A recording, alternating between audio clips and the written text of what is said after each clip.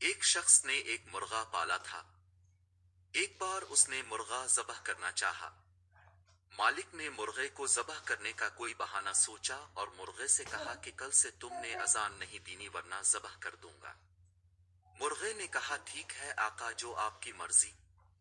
صبح جو ہی مرغے کی اذان کا وقت ہوا تو مالک نے دیکھا کہ مرغے نے اذان تو نہیں دی لیکن حسن عادت اپنے پروں کو زور زور سے پڑا۔ مالک نے اگلا فرمان جاری کیا کہ کل سے تم نے پر بھی نہیں مارنے ورنہ ذبح کر دوں گا۔ اگلے دن صبح اذان کے وقت مرغے نے حکم کی تعمیل کرتے ہوئے پر تو نہیں ہلائے لیکن عادت سے مجبوری کے تحت گردن کو لمبا کر کے اوپر اٹھایا۔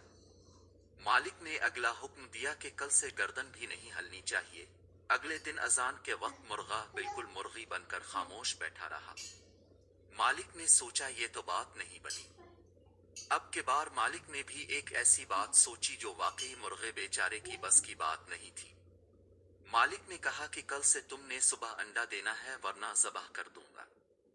اب مرغے کو اپنی موت صاف نظر آنے لگی اور وہ بہت زار و قطار رویا۔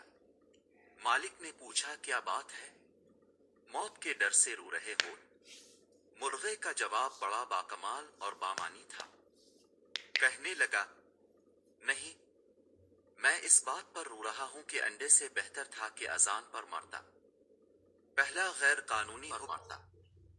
پہلا غیر قانونی حکم مانو گے تو پھر آرڈر آتے جائیں گے، تعمیل ہوتی جائے گی، چمڑی اترتی جائے گی۔ سوچو زندگی ایمان والی چاہیے یا خوشامد والی؟ جب تک حکم کے غلام رہو گے زندگی مرغ والی ہو گئی پھر ہوگا پچھتاوا۔ ترابی صاحب